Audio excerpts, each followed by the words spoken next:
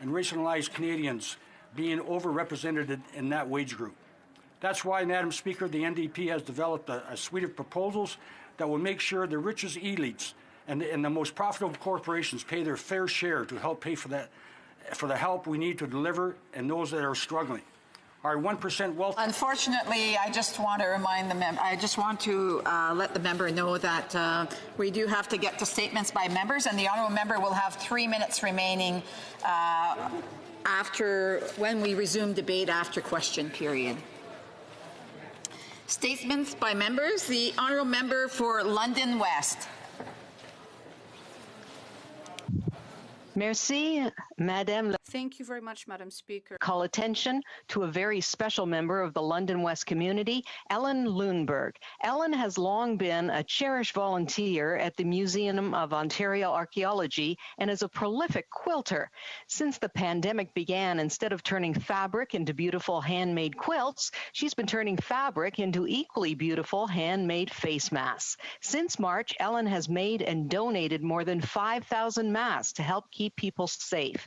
She has handed them out free of charge to people from across our local community, including making the Winnie the Pooh mask for children at a local hospital. Like a single patch on a quilt, Ellen's masks are just one part of a much larger pattern. Ellen is part of the London Middlesex chapter of the national group Canada Sews, which has donated thousands of masks to help health authorities in northern and remote communities. I hope all my colleagues will join me in recognizing the efforts of Ellen and Canada Sews in helping all Canadians mask up to help stop the spread of COVID-19. The honourable member for Sarnia Lambton. Thank you, Madam Speaker. Today we celebrate 50 years since the tabling of the Royal Commission for the Status of Women report. This groundbreaking report included recommendations on updating the legislative system to better reflect women's rights and covered crucial areas for women, including poverty, family law, the Indian Act, and the need for a federal representative for women. It led to the creation of the Ministry of the Status of Women, now called Women and Gender Equality, and the Status of Women Committee. This report was the springboard that led to increasing equality for women in Canada, but we still have much work to do, especially on matters of pay equity and workforce participation. We're right now at the risk of losing 30 years of progress on women's workforce participation due to caregiving issues during the COVID-19 pandemic, and we cannot let that happen. I thank the Royal Commission for the Status of Women and for their vitally important work for Canadian women, and I'm happy to continue that work alongside my fellow MPs. The honourable member for the honourable member for Bonavista Buren Trinity. Thank you, Madam Speaker. I would like to take this opportunity to wish my constituents in Bonavista Buren Trinity a joyful holiday season and a very Merry Christmas. I would also like to extend these greetings to my parliamentary colleagues and to all Canadians. It has been a difficult year, and holiday celebrations may not look the same as in other years, but I am inspired by the generosity and festive spirit I've seen so far from many people across my riding. I've also had a tip from a friend of mine, Nick, in the North Pole, that there are many children from Bonavista Buren Trinity that's on the nice list this year. So don't forget to put out some milk and cookies for the man in red. So, Madam Speaker, I do hope everyone has a safe and fulfilling holiday season, a magical Christmas, no matter how they are celebrating, continue with the generosity in supporting local charities, and wish goodwill and good cheer. Thank you, Madam Speaker. The Honourable Member for Avignon-Lamitis Matapédia.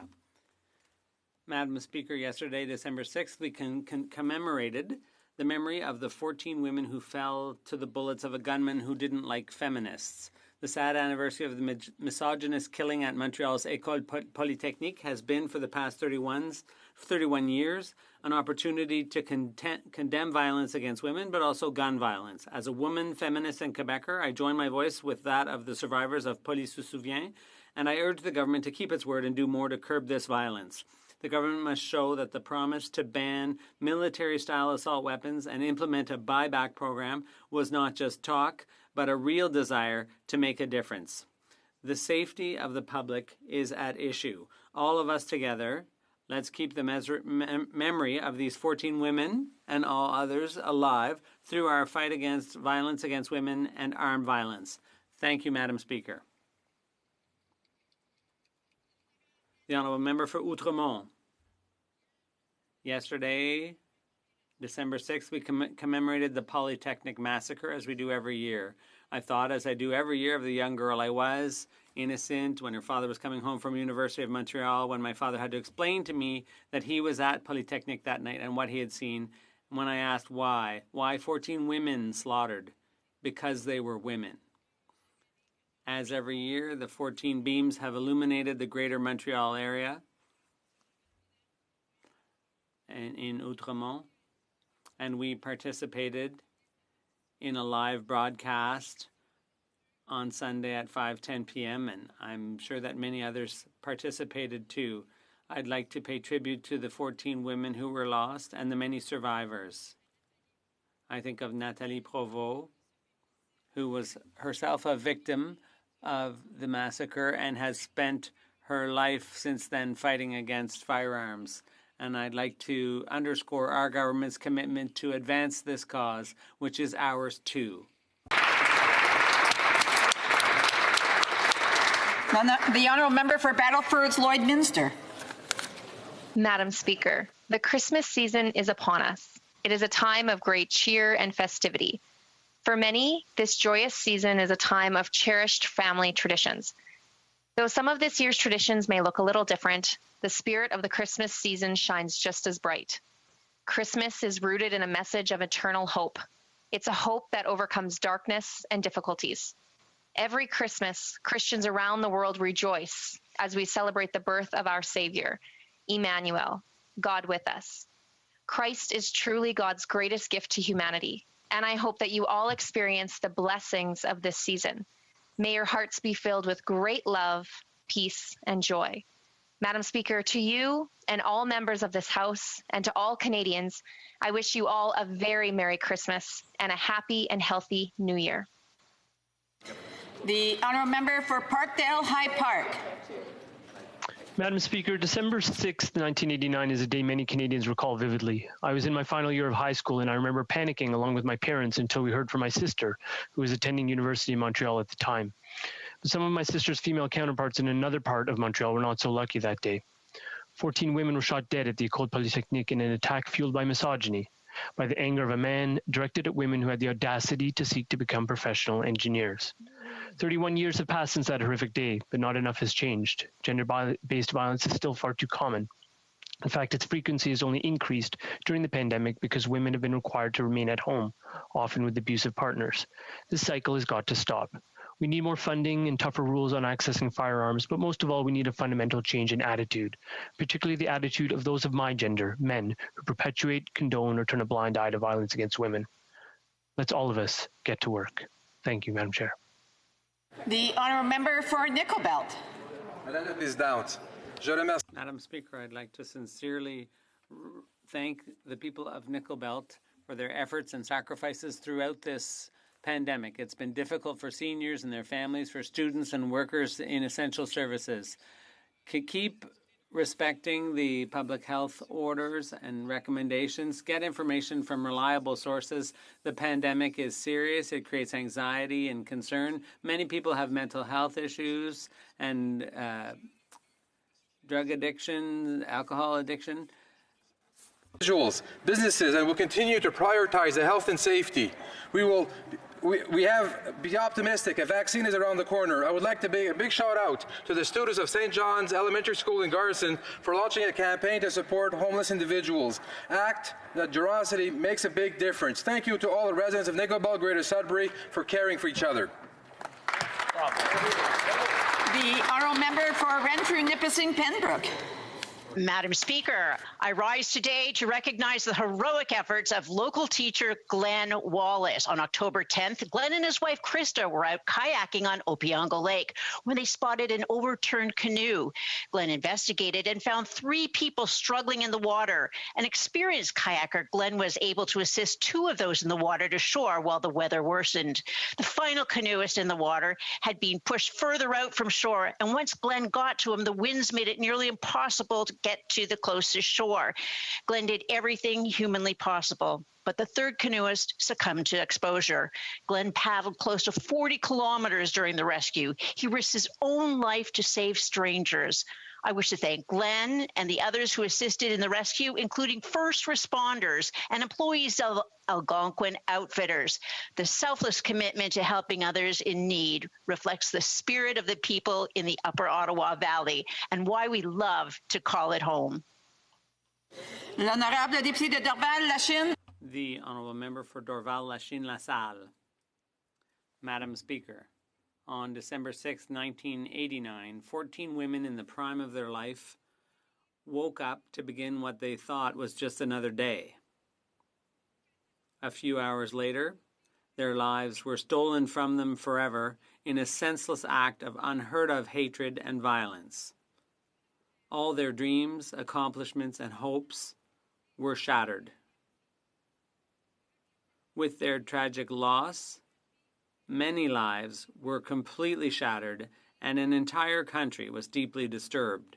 31 years later, with still a heavy heart and sadness in our souls, we try to make sense of this heinous and inexplicable act. The loss of these 14 young women should not be in vain. We can't afford to lose sight of violence against women, which, to our dismay, continues to claim many victims every day. Uniting as a society to confront and condemn all forms of hatred and violence is the best way to pay tribute to the victims of Polytechnique. Thank you. The honourable member for Port Moody Coquitlam. Madam Speaker, today marks the 50th anniversary of the report of the Royal Commission on the Status of Women in Canada. It was tabled in Parliament on December 7, 1970, and addressed issues related to women and poverty, family law, the Indian Act, and the need for federal representation for women. Status of Women Canada became a federal department agency in 1976. As we commemorate this special day, I celebrate the work of Canada's trailblazing women who paved the way to ensure equal opportunities for women in all aspects of Canadian society. While we continue to make progress on some fronts, we still have much more to do to end gender-based violence. According to the Canadian Women's Foundation, half of all women in Canada have experienced at least one incident of physical or sexual violence since the age of 16. This is unacceptable. As a member of the Standing Committee on the Status of Women, I will continue working together with my colleagues to empower women and combat violence against women. Thank you. The honourable member for Carlton Trail, Eagle Creek. Madam Speaker, our first duty is to our own conscience. Former Prime Minister Pierre Trudeau recognized this by enshrining conscience rights as the very first delineated in the Charter. Tens of thousands of doctors truly and wholeheartedly believe that taking part in a physician-assisted suicide breaches their calling to do no harm. As access to euthanasia expands, they may be forced to either violate their conscience or leave the careers to which they have dedicated their lives. For the last 5 years, there has been no federal law to prevent the violation of this inviolable right. This must change.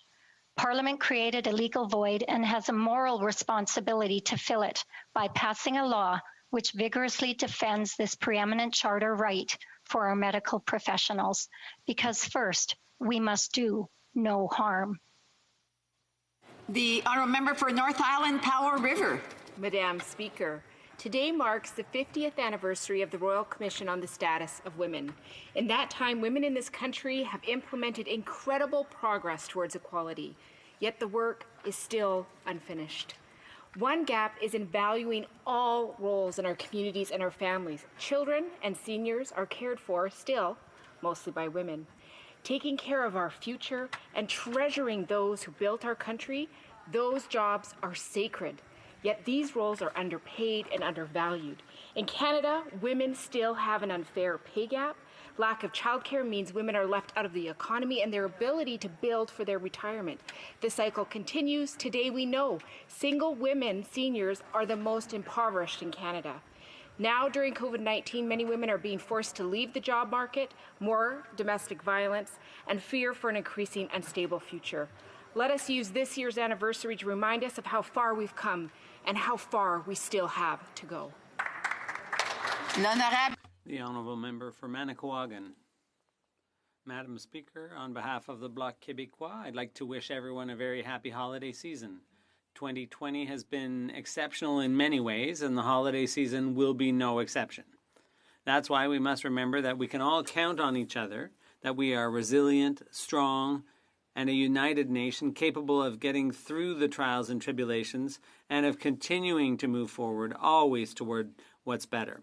That's what we Quebecers are known for, whether by Zoom, email, text message, or telephone, even by fax, Madam Speaker. Let's warmly bring Sherbrooke to Fermont, Gaspé to Val-d'Or, Rivière-du-Loup to Montreal, Saint-Jérôme to Chicoutimi, so that despite the distances imposed by the pandemic, everyone feels the joy and warmth that is the very spirit of the holiday season. Merry Christmas and Happy New Year 2021 to all Quebecers. We've earned it. Health, love, and prosperity. The Honourable Member for Haldimand, Norfolk. I'm not sure if the Honourable Member has her mic on. She might want to check and see if her mic's on because we're not hearing her at this point.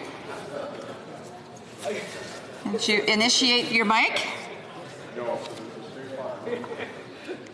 An option to increase it. Okay, the Honourable Member for Haldimand, Norfolk can start over because there was an issue with the mic. Thank you. Well, Madam Speaker, things have indeed changed a lot in the last 50 years since the first Status of Women report was released. These changes have taken place in business, in the public sector, and even in politics. Believe it or not, in 1970, Canada had only 1 female MP and 6 female senators. Today, we have 100 female MPs, almost a third, and 47 female senators, fully half of that upper chamber. By 1970, we had never had a female governor general, and since then, we've had 4. Madam Speaker, glass ceilings are shattering across this great nation. And while we still have a ways to go to reach true parity, today I honor the great women who have come here before me, who are here now, and who will be here in the future. Thank you, Madam Speaker. The Honourable Member for Toronto Centre. Madam Speaker, I rise today as the newly elected member for the riding of Toronto Centre to thank the people who got me here, my family, my friends, my team who supported and guided me, but most importantly, the people of Toronto Centre. Through the by-election campaign, they told me loud and they told me clear that they were worried about navigating life through COVID-19. Would they be okay? Would their community, would the small businesses they worked so hard to build survive? A couple of months ago, I was a journalist. I had done that job for almost 30 years. I heard the stories of thousands of people across our country, and in doing so, I saw the need, and I saw it up close. Young people looking to belong, to find their way. Indigenous people fighting for their rights. Women wanting equality. People of color fighting to break through systemic barriers. I heard and I reported on all of these things. But now, I can do more than just listen. I can serve the people of my great constituency. It's the reason I'm here, Madam Speaker, to be their voice, their advocate, and what an honor it is.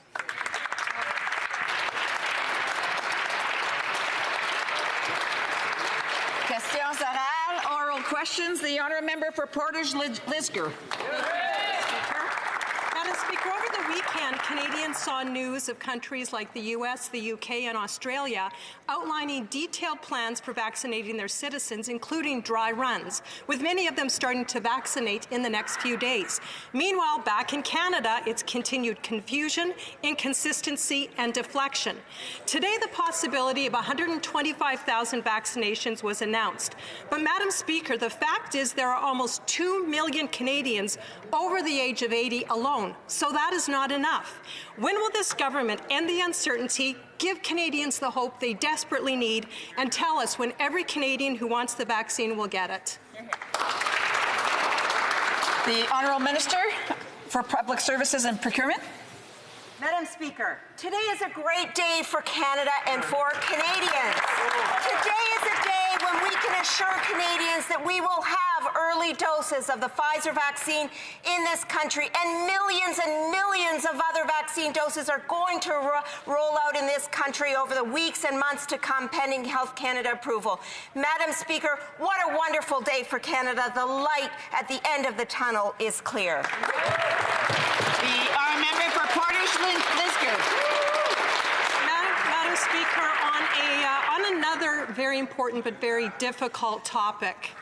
The New York Times reported this weekend of the abuse, rape, and torture of young girls being videotaped and then uploaded and put onto porn websites through a company located in Montreal.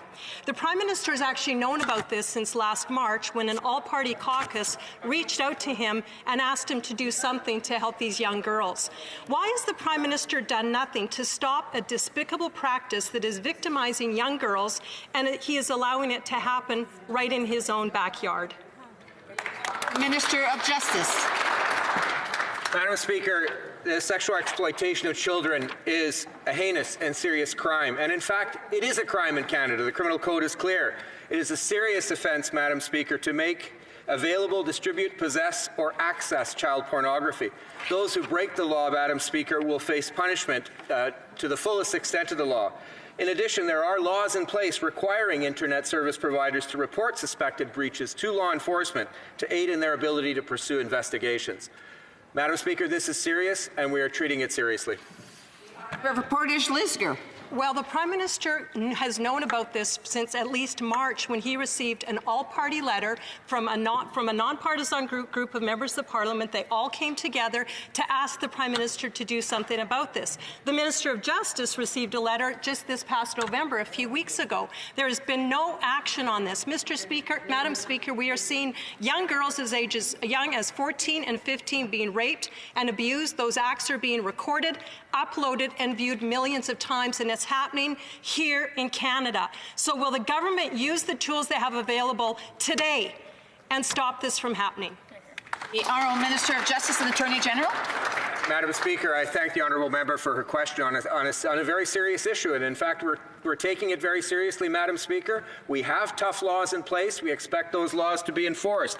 Madam Speaker, in addition to the concerns raised, we are also proud of our government's efforts to advance Canada's digital charter, which will help us in fighting these kinds of crimes online, Madam Speaker. So we have taken this seriously. We are taking this seriously. We expect law enforcement to enforce Canada's laws, and we'll continue. We've received these letters. We'll continue to look if there are gaps or lacunae in the law. We will look at that seriously, Madam Speaker, but we take this most seriously. The honourable member for Calgary-Midnapore. Merci, Madame la Présidente. Thank you, Madam Speaker. Madam Speaker, many Canadians have had to give up travel during the pandemic, and unfortunately it was necessary. Where is the plan to recover these funds for consumers? The Honourable Minister. Well, the Honourable Parliamentary Secretary. Thank you very much, Madam Speaker. I'd like to thank the Honourable Member for the question. We've worked hard with the industry and with Canadians, but we want to make it clear to Canadians that there will not be sector-specific funds until airlines start providing refunds to Canadians. Thank you. L'honorable député. The Honourable. Oh, sorry, the Honourable Member for Calgary-Midnapore. Merci beaucoup. Thank you, Madam Speaker. Madam Speaker, the air industry was hit hard by the pandemic. So many workers were laid off, lost their jobs. The air sector needs a plan. Airlines need a plan.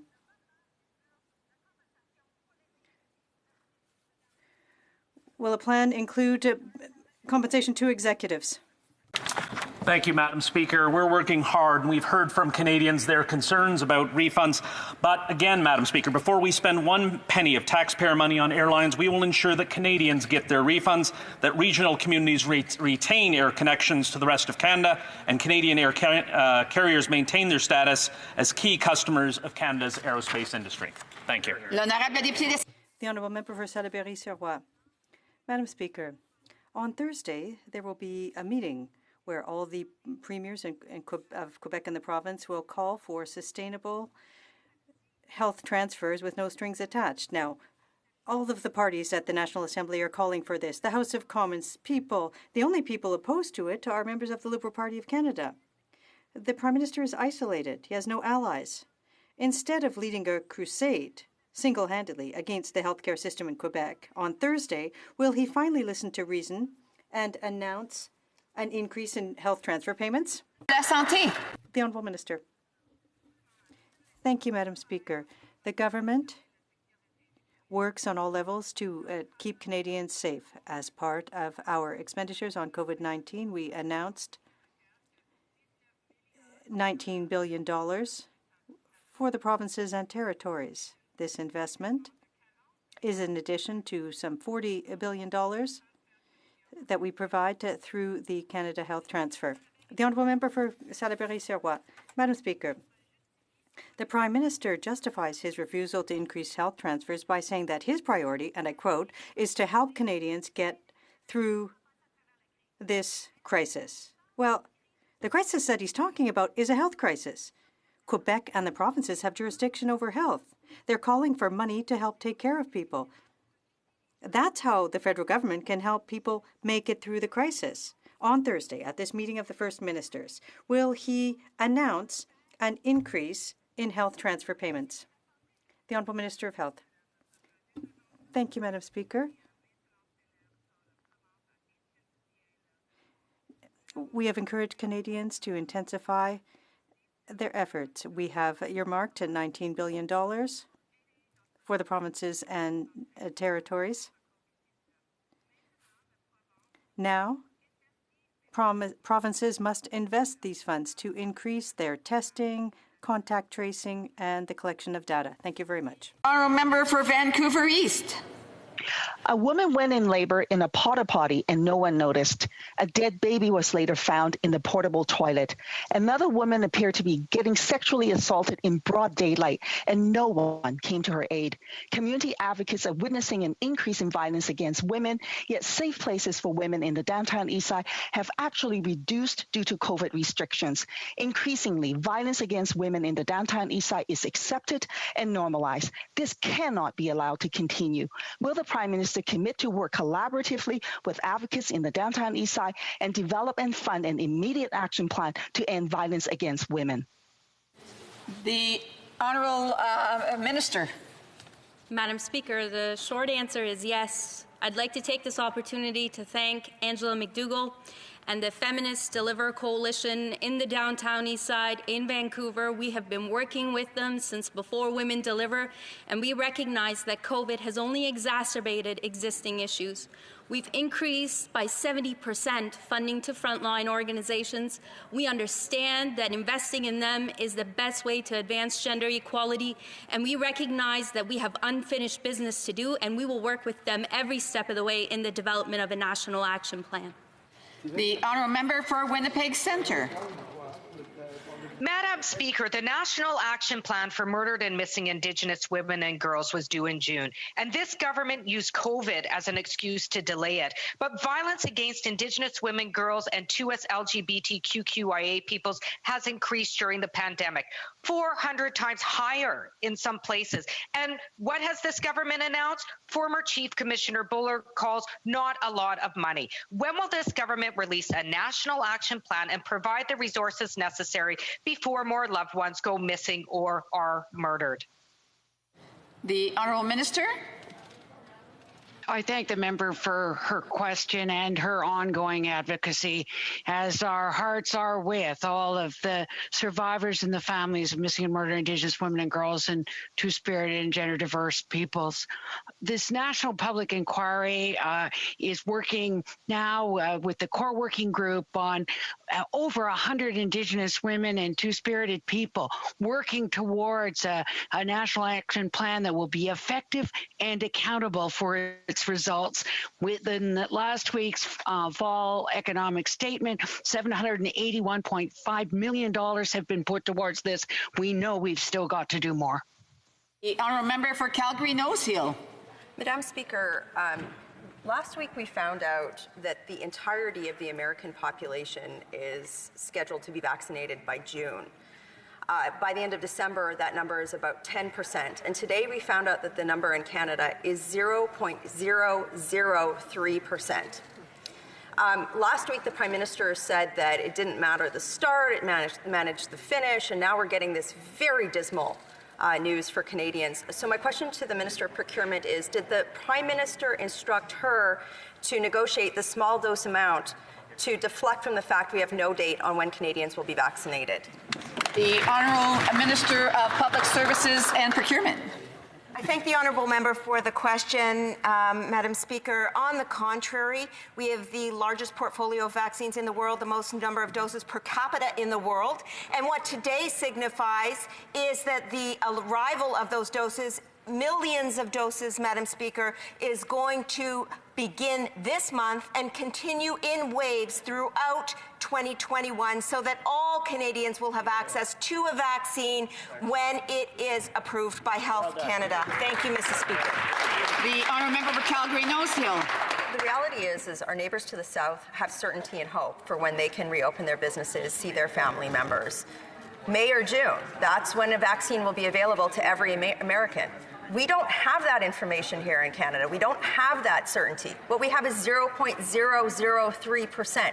That's ridiculous. We're a G7 country. When is every Canadian going to have access to the vaccine? And it will be at the same time as the Americans. The Honourable Minister. Madam Speaker, as I said, Canadians have access to the most diverse portfolio of vaccines in the entire world, Madam Speaker, and those vaccines are going to roll out to Canadians beginning this month and continuing into 2021. That's assurance, Madam Speaker. That is a good news story for Canadians, and I am so proud to be part of a government that has allowed and enabled this to occur. Thank you, Madam Speaker. The honourable member for Lambton, Kent, Middlesex. Thank you, Madam Speaker. In March at Ag Committee, the Minister suggested that farmers' carbon tax payments are less than 1% of their expenditures. But obviously that's not the case. It's far more than that. The Parliamentary Budget Officer released a report showing that farmers will pay $226 million over the next 4 fiscal years for using propane and natural gas on their farms. Will the minister admit her mistake and ask the government to extend the on-farm carbon tax exemption for natural gas and propane? The Honourable Minister. Thank you, Madam Speaker. I'd like to reassure my colleague that we are very much aware of our producers' needs, and we've also made very significant commitments. When we talk about the price on pollution, we have provided exemptions for fuel on the farms, for example, for greenhouses, and we are monitoring the file very closely in conjunction with our colleagues from the Department of the Environment. Madam Speaker, make no mistake, extending the carbon tax exemption to propane and natural gas could make a real difference on Canadian farms and across Canada. Propane and natural gas are used to not only heat barns, but there is no other option for grain drying. So why are the minister and her cabinet colleagues dragging their feet to make a small change that could make such a big difference for Canadian farms? Yes. The Honourable Minister. Thank you, Madam Speaker. Policies designed to grow a clean economy. To support this sector, we have put in place the following measures. Emissions from livestock and crop production are not priced. Farm fuels and fuels from cardlock facilities are exempt. And there is a partial rebate for propane and natural gas used in commercial greenhouses. Thank you, Madam Speaker. The honourable member for Lakeland. Madam Speaker, last month, the respected former Supreme Court Justice Bastarash reported on sexual harassment in the RCMP. It's serious and urgent and requires immediate action from the public safety minister. But the justice says, quote, I haven't heard anything from him, and quote, there should be a stronger reaction. The scale is huge. Over 600 interviews in 4 years and 2,300 victims of various criminal acts. The report makes 52 recommendations. Does the minister think that it at least deserves a real response and action from him? Minister of Public Services, of Public Safety and Emergency Preparedness. Thank you very much, Madam Speaker. Madam Speaker, first of all, I appreciate the importance of the question because the behaviors that were outlined in Justice Bastarache's report are deeply concerning and completely unacceptable. We know that for far too long, women in the RCMP and members of the LGBTQ community have experienced unacceptable workplace harassment. These issues are long-standing. They need to change, and that is precisely why, Madam Speaker, the government has explicitly mandated the Commissioner of the RCMP to ensure that all employees are protected from this type of harassment and violence. We've spoken to the Commissioner. We remain committed to responding appropriately to Justice Bastarache's report. The honourable member for Lakeland. This is the minister's job, and that was not an answer. But the Liberals always blame everyone else, except they've been in power for half a decade and as majorities for 18 of the last 30 years. The justice says he has spoken to the commissioner, and she's working on it. And he said if the minister actually, quote, read the report, he'd know what needs to be done and take action. What's worse, the report is the 16th of its kind. Victims deserve answers. Will the minister tell the more than 2,000 victims which recommendations will be implemented and when, or like all victims always, will they have to fight the Liberals to get results? Minister. Madam Speaker, quite the contrary to what has been asserted by the member opposite. We are absolutely committed to ensuring a workplace free of violence, harassment, and discrimination against all members of the RCMP, and in fact, in all government workplaces.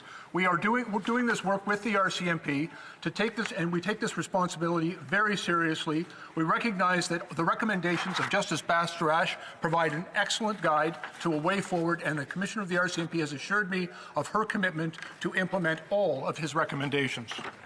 L'honorable député de Thérèse. The honourable member for Thérèse de Blainville.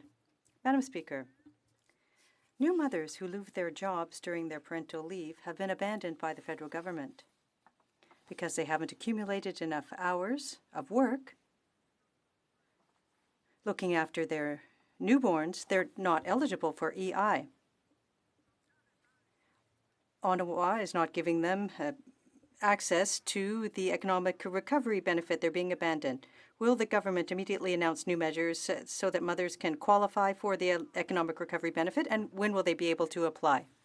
The Honourable Minister. The Honourable Minister. Thank you, Madam Speaker. Sorry, I apologize. Madam Speaker, Canadians expect and deserve an EI system that is flexible and responsive to their needs. And we've spent the last 5 years modernizing EI, giving parents a choice between 12 and 18 months of parental leave. But we recognize that because of COVID-19, many parents haven't been able to accumulate the hours they need. That's why they gave them the one-time credit. I'm very aware we've made this credit, retroactive to March 15th. I'm very aware of the issue that the member is speaking about. We are looking into it, and we will make sure that parents have the support they need. Thank you. The honourable member for Thérèse de Blainville. Madam Speaker, this was already a problem before the pandemic. It's unacceptable for new mothers not to have access to employment insurance if they lose their jobs at the end of parental leave. These are workers like all others. They deserve to be supported. In some cases, it's already possible to count weeks worked over the past 2 years instead of over the past year in order to qualify for EI. That's namely the case for prisoners. Will the government do the same for new mothers? Minister. Thank you, Madam Speaker. We know that we have to modernize and have an EI system that's reflective of the way that workers work today. And certainly this pandemic has highlighted specific challenges in the EI system, particularly as it relates to supporting parents, mothers in particular.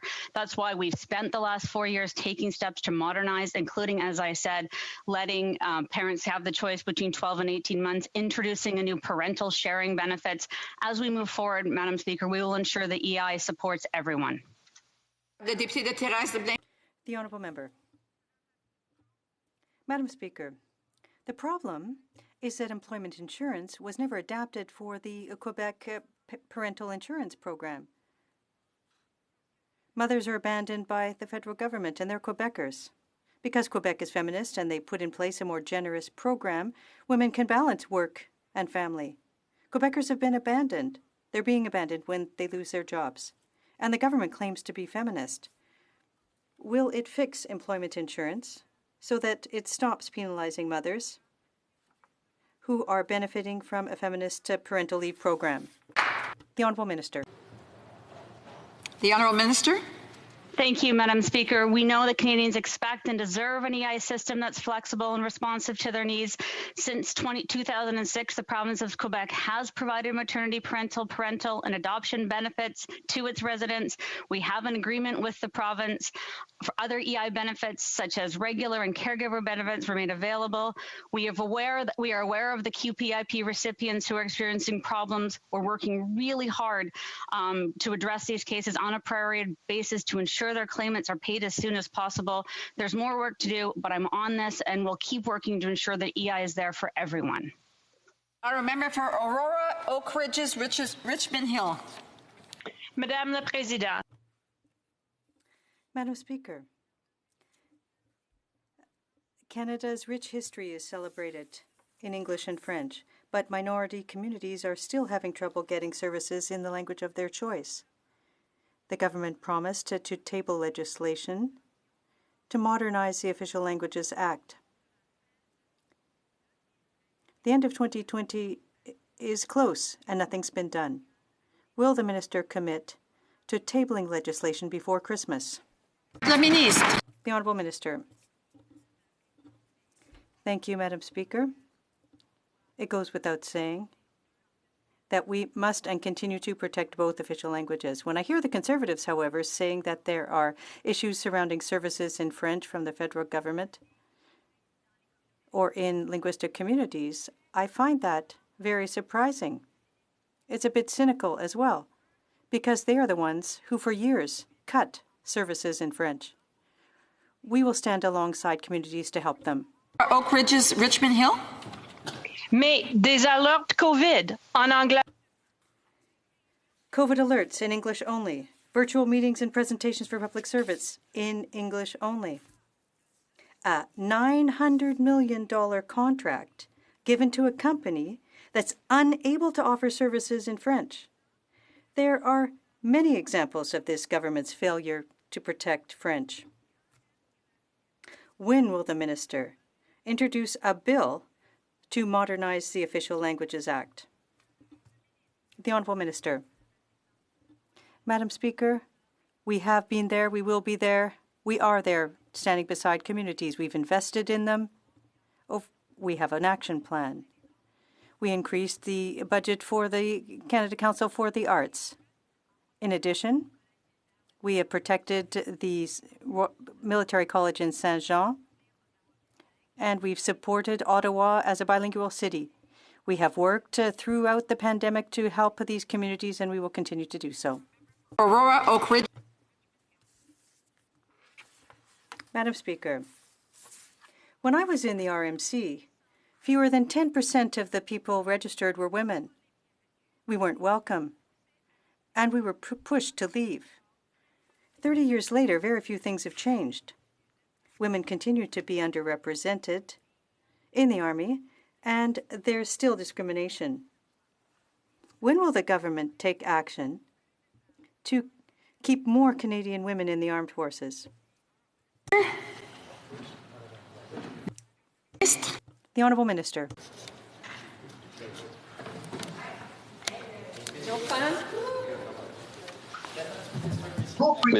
Madam Speaker, the Canadian Armed Forces are working extremely hard to promote more women in the Canadian Armed Forces. In fact, we have designated that 25% of women to be included in the Canadian Armed Forces. And we will continually assess the progress and make changes as necessary. And we will not stop at 25%, Madam Speaker. We will continue until we have reached full parity. Moment, please. I see that there is no translation. Il n'y a pas de traduction. There's no translation. L'honorable, I just want to remind the members that they have to have the headset. I was thinking of it in French. The headset with the boom down in order to ensure that the translation is the interpreter is able to translate. I don't know if the minister has his headset, but it is a must for all of the goings-on in Parliament. Next question. L'honorable député. The honourable member I'll have to go to the next question since the minister doesn't have his headset. The honourable member for Churchill, Kiwanangu, Askey. Mr. Speaker, the back and forth between the Liberals and the Conservatives on the vaccine show what's wrong with our politics. They're blaming each other while leaving Canadians in the lurch. It's rare that I say this, but they have a point. When Liberals say the Conservatives privatized and ravaged our national capacity for production, they're not